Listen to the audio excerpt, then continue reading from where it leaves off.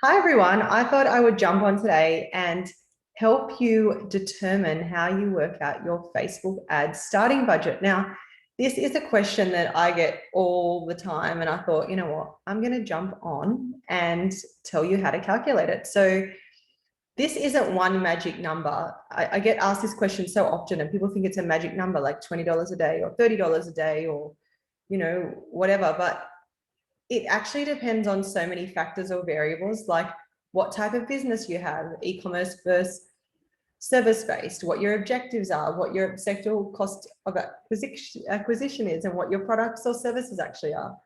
So two things that really do impact this number are your conversion rate and your cost per lead.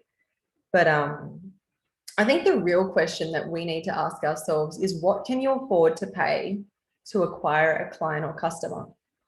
In an ideal world, we want this number to be as low as possible. So let me take you through how to actually calculate this number. Now, I'm going to start with a service-based business, and then I'll go into a e-commerce example. So starting out, let's do the service-based business. So first up, we want to determine our average customer value. So in this example, I'm going for $3,000. So that means that the average value of a customer to me in my business, for example, maybe $3,000. So next up, we want to determine our acceptable cost of acquisition. Now, what this is it's the price that you're actually willing to pay to acquire a client. So for a service-based business, we generally allow up to about 30% of the value of the client. When determining this amount, you kind of need to consider your costs, including like rent, subscriptions, software, etc., and all those things that you can allow within your budget. And then, yeah, we work it out based off that. So if we go for, say, the 30%, which is what the recommended number is, approximately 30% of $3,000, our average customer value is $900. Now, next up, we want to calculate what is our lead to customer conversion rate. Now, what that means is how many of your leads actually convert to clients. So how many people that you have a consultation with or you email back and forward with actually translate into clients? Is it 2%? Is it 10%? What is that number? In this example, I'm going with 10%, which is 0.1. Now, this number can vary greatly. The higher your conversion rate, the more sales and the more money you're going to make. So try and get that number up as high as possible. Now, next up, we want to determine our acceptable cost per lead. So basically how you do that is you times your conversion rate by your acceptable cost of acquisition.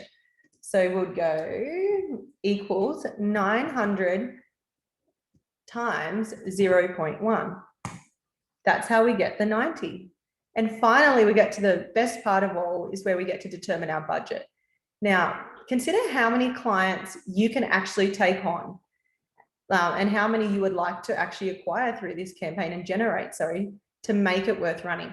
So I'm going to say I would like to acquire 10 clients. So if my acceptable cost per lead is $90 and I want to acquire or generate 10 clients from this campaign, then I would times that amount by 10. So there you have it. Your starting budget is $900 for your campaign. Now, I know that was just for the service-based businesses, and the e-commerce are eager to know what theirs are as well. So don't worry, I've put together something similar. Yours is a little bit simpler, thankfully. So how we calculate this is basically we first work out our acceptable customer value again. So how much are you willing to pay, how much is the average order value of a customer or the average value to you? So I'm going to say that my most popular product and the one that people buy the most is $50. Next up, we need to determine what our cost of goods sold is, so how much it costs us to actually sell the product and what kind of profit margin we'd like to make from the product, and minus that from our average customer value. So how much do we want to make in profit from our $50 item? I'm going to say it's 50%. So 50% of $50 is $25. And it costs me $10 to get the product in, and that includes shipping, etc. So it costs my business $10 to acquire that product. So how we work out this number is we say equals $50